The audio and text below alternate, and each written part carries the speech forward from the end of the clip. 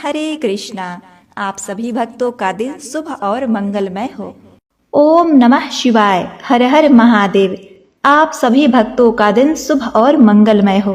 प्रिय भक्तों, आज दिन शुक्रवार है। शुक्रवार माता लक्ष्मी का दिन माना जाता है, इसलिए भगवान श्री विष्णु के साथ माता लक्ष्मी भी साथ साथ ही चलती हैं। तो लक्ष्मी कृपा प्राप्ति का यह सुअवसर है। तो आइए अब माता लक्ष्मी को प्रसन्न करने वाली शुक्रवार व्रत कथा का श्रवण करते हैं। जय माता वैभव लक्ष्मी। हरे कृष्णा। प्रिय भक्तों, आज शुक्रवार के दिन आप श्रवण करेंगे माँ वैभव लक्ष्मी की 8 रूपों की संपूर्ण कथाएं। प्रिय भक्तों, शुक्रवार माता लक्ष्मी का दिन कहा जाता है। हर मनुष्य के कुंडली में शुक्र ग्रह का महत्वपूर्ण स्थान होता है। शास्त्रों तथा ज्योतिषी के अनुसार शुक्र ग्रह की स्थिति खराब होने से व्यक्ति कंगाल तथा सदा कर्ज में डूबा रहता है। आय से अधिक खर्च होने लगते हैं। शुक्र ग्रह के दोष को दूर करने तथा माँ लक्ष्मी को प्रसन्न करने के लिए शुक्रवार के दिन माँ लक्ष्मी की पूजा करके व्रत कथा को सुनने से सारी परेशानियां झट से चमत्कारी रूप से समाप्त हो जाती हैं। तो प्रिय भक्तगणों, पूर्ण श्रद्धा पूर्वक माँ लक्ष्मी का शुद्ध मन से ध्यान करते हुए कथा का श्रवण करें। माँ वैभव लक्ष्मी व्रत कथा के अनुसार एक बहुत बड़ा नगर था, जिसकी जनसंख्या अत्यधिक थी। दूर पास के अनेकानेक लोग इस नगर में काम धंधों, नौकरी रोजगार की तलाश में यहाँ आते थे और रोजगार पाने पर यहीं जम जाते थे।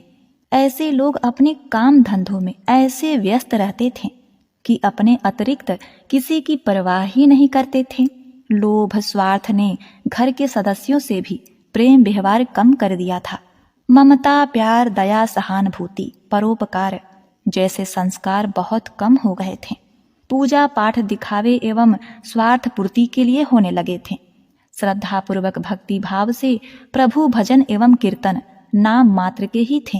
हेरा फेरी, बेईमानी, शराब, जुआ और व्यभिचारी आदि धर्म विरुद्ध कार्यों को ही लोग जीवन का सुख मानते थे। सादा जीवन और उच्च विचार की शिक्षा पुरानी पड़ गई थी। अब तो अधिकांश लोग किसी प्रकार धन कमाकर ऐश करने पर विश्वास रखते थे। इसी नगर में मनोज और शीला नाम के एक नव दंपत्ति निवास करते थे। मनोज का अपना छोटा सा कारोबार था। वह बहुत विवेकी और कुशल था। ईमानदारी से वह अपना कारोबार करता था, जिससे उसका कारोबार ठीक ठाक चल रहा था और आराम से उसका जीवन व्यतीत हो रहा था। मनोज की पत्नी शीला धार्मिक प्रवृत्ति की संतोषी स्वभाव की स्त्री थी।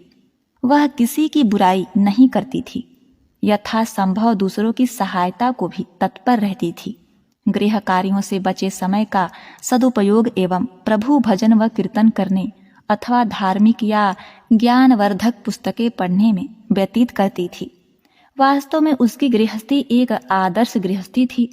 आसपास के अधिकांश लोग उस परिवार की सराहना भी करते थे, किंतु कुछ लोग जिन्हें दूसरों की खुशी देखकर जलन होती है, उन्हें सुख संतोष पूर्वक जीवन यापन करते देख मन ही मन कुढ़ते थे। वे इस प्रयास में रहते थे कि किसी प्रकार मनोज को गलत रास्ते पर लाकर उसकी संपत्ति से स्वयं ऐश करें। मनोज और शीला की गृहस्थी इसी प्रकार हंसी खुशी चल रही थी। पर कहावत है, सब दिन होत न एक समान। मनुष्य के जीवन में दुख सुख हानि लाभ लगे रहते हैं। मनोज को भी अपने कारोबार में काफी घाटा उठाना पड़ा। उसका शायद कुछ भाग्य ही रूठ गया था। वह अपने कारोबार में हुए घाटे को जल्द से जल्द लाभ में बदलने के चक्कर में गलत लोगों से मित्रता कर बैठा।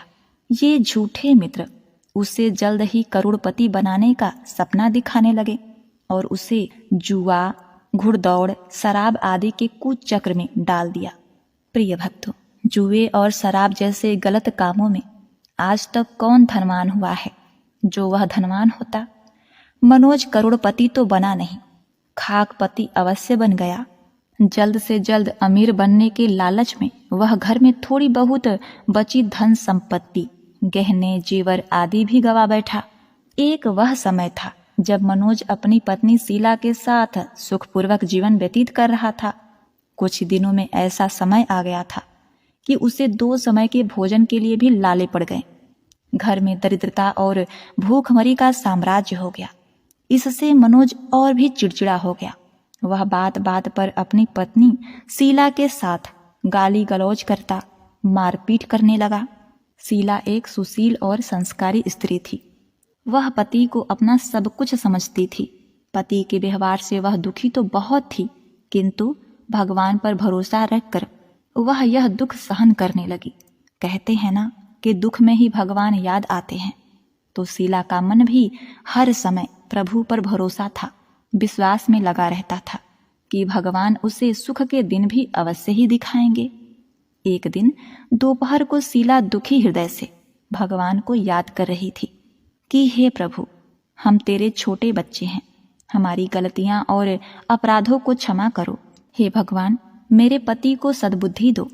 प्रिय भक्तों, अभी वह ऐसा कह ही रही थी कि अचानक किसी ने उसके द्वार पर दस्तक दी।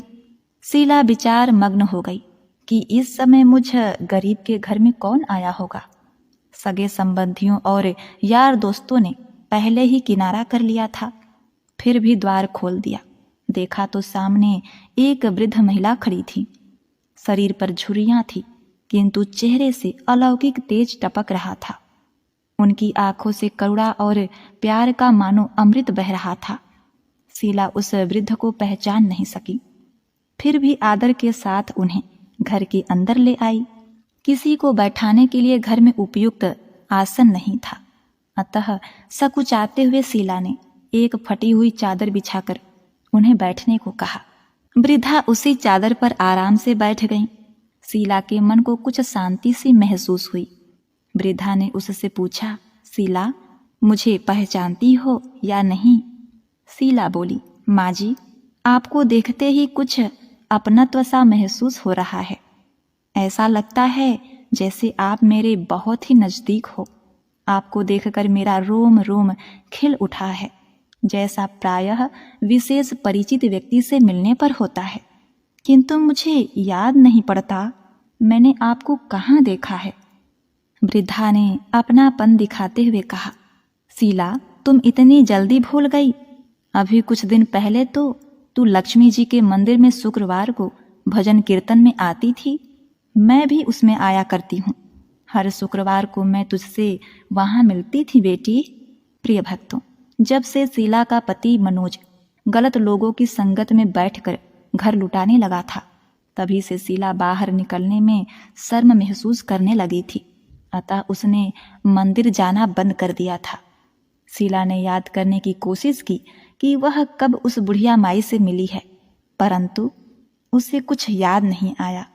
तभी वृद्धा बोली, बेटी, तू मंदिर में कितने मधुर गीत गाती थी।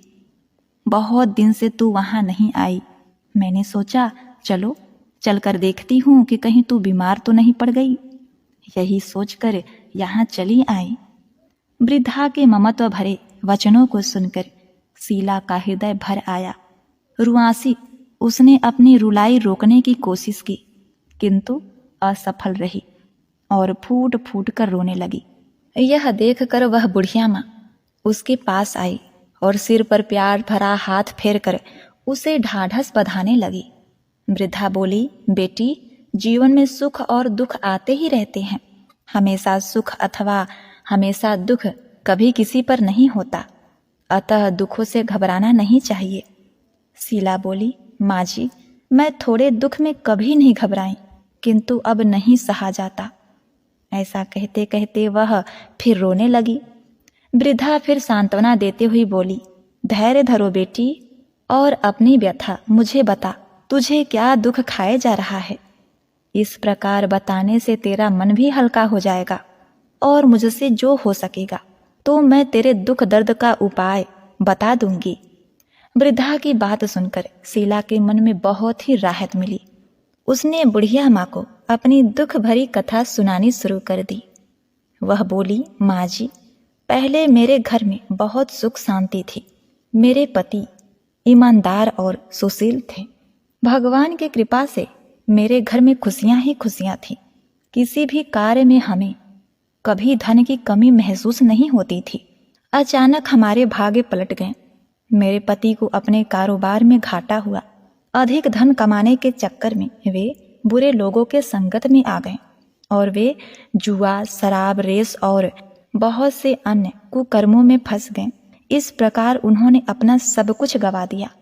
आज हम बिल्कुल कंगाल हो गए।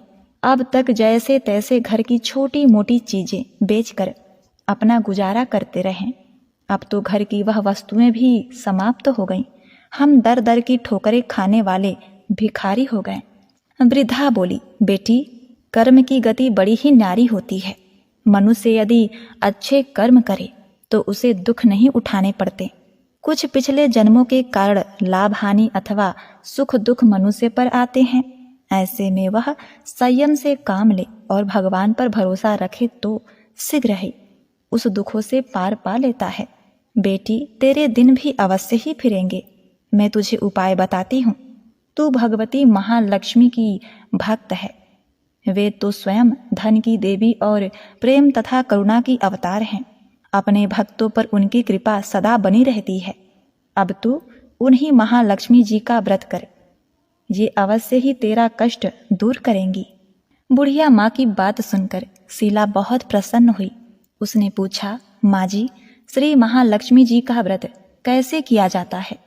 यह मुझे समझाकर कहो, मैं इस व्रत को अवश्य ही करूंगी। बुढ़िया ने कहा, बेटी, श्री महालक्ष्मी जी का व्रत बहुत ही सरल तरीके से किया जाता है। इसके करने से धन संपत्ति, सुख, वैभव और यश प्राप्त होता है। कुंवारी कन्याओं को मनचाहा पति मिलते हैं, निसंतान को संतान मिलता है, खोई हुई वस्तु वापस मिलती है। कोई अन्य मनोकामनाएं भी इस व्रत को करने से पूर्ण हो जाती है। धन और वैभव प्रदान करने के कारण ही देवी महालक्ष्मी को धन श्री लक्ष्मी अथवा वैभव लक्ष्मी भी कहा जाता है। शुक्रवार देवी का दिन होता है, इसीलिए यह व्रत शुक्रवार को ही किया जाता है। व्रत करने वाले को सुबह स्नान आदि से निवृत्त होकर भगवती महालक्ष्मी, माँ जय वैभव लक्ष्मी माँ का निरंतर जप करते रहना चाहिए। सायंकाल अपने घर के एक कोने में चौका लगाकर अथवा साफ करके एक पट्टा रखो। उसके ऊपर एक साफ कपड़ा बिछाकर उस पर थोड़े से चावल रखो। फिर एक लोटे में जल लेकर उन चावलों के ऊपर रखो। लोटे के ऊपर एक कटोरी रखो। उस कटोरी में सोने या चांदी का कोई आभूषण रखो। अगर कोई आभूषण न हो तो 1 रुपए का सिक्का भी कटोरी में रखा जा सकता है। इसके बाद एक घी का दीपक और धूप बत्ती जलाकर रखो। एक बर्तन में थोड़ा मीठा प्रसाद के रूप में रखो। प्रसाद में बतासे अथवा गुड़ भी रखा जा सकता है। पट्टे के ऊपर लोटे के पास सोने, चांदी या तांबे पर बना श्री यंत्र भी रखो। यदि धातु का श्री यंत्र घर में नहीं हो तो कागज पर छपे श्री यंत्र को भी रखा जा सकता है। बेटी, भगवती लक्ष्मी को श्री यंत्र अत्यंत ही प्रिय है। पूजा करने और कथा कहने के लिए पट्टे के पास पूर्व की ओर मुंह करके बैठो। सबसे पहले श्री यंत्र को हाथ जोड़कर श्रद्धा पूर्वक नमस्कार करो।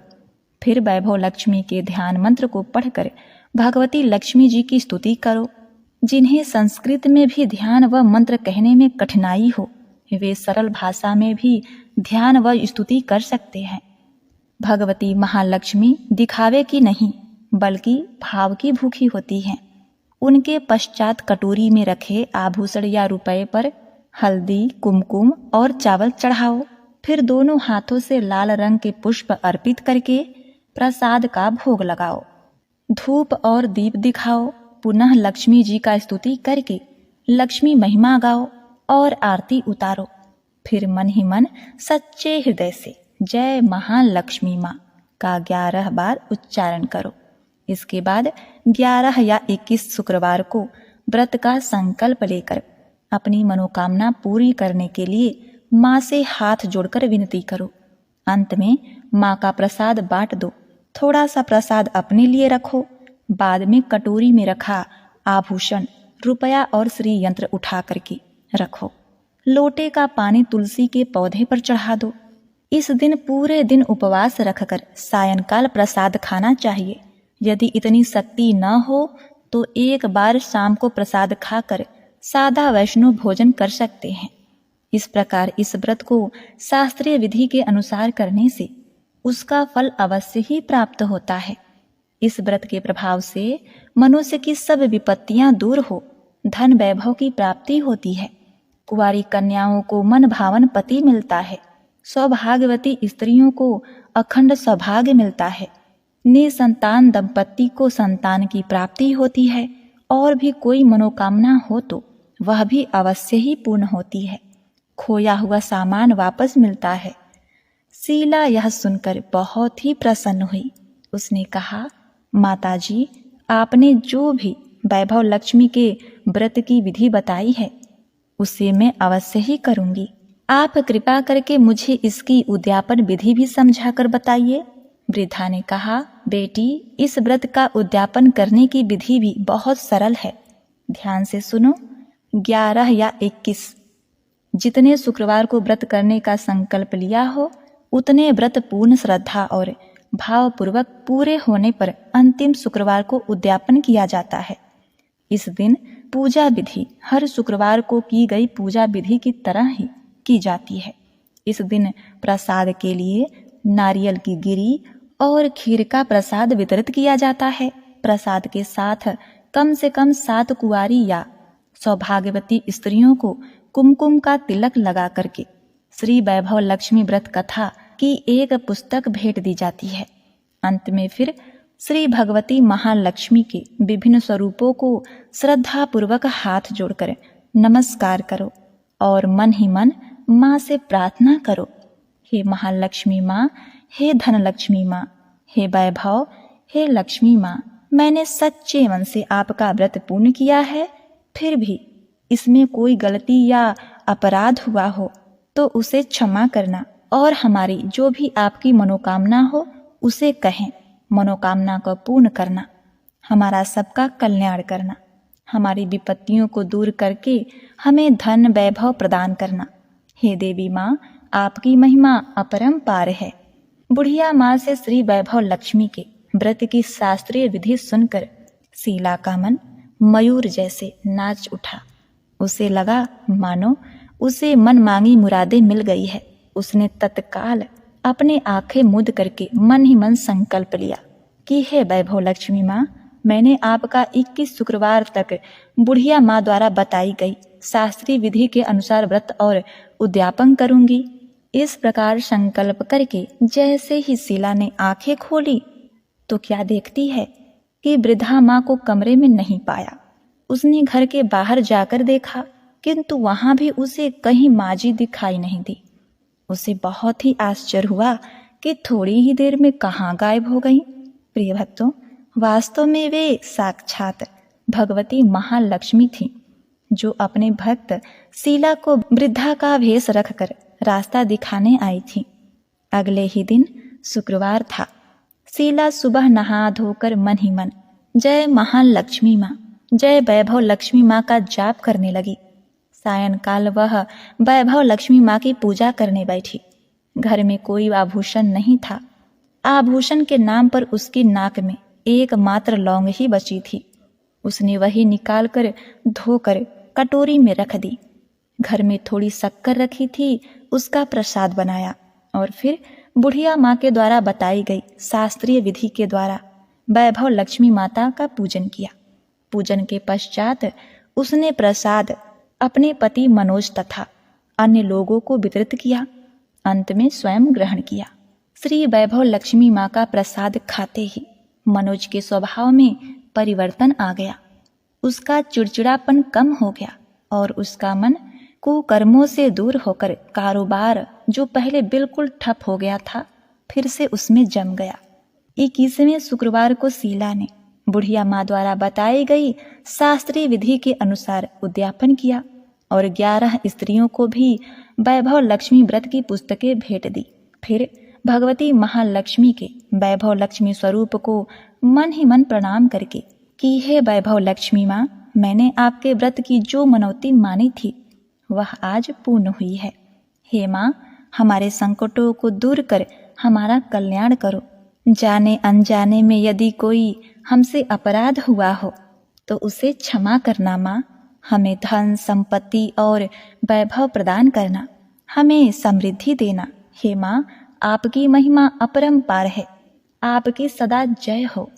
प्रिय भक्तगणों, इस प्रकार व्रत पूर्ण होने के बाद कुछ ही दिनों में मनोज के कारोबार में अच्छा लाभ होने लगा। उसने शीला को उसके जेवर वापस दिला दिए। घर में पहले जैसे सुख शांति आ गई। श्री वैभव लक्ष्मी माँ के प्रताप को देखकर अन्य बहुत सी औरतों ने उसका विधि पूर्वक व्रत किया और मन भावन फल प्राप्त किए। जय माता लक्ष्मी। ओम नमः शिवाय।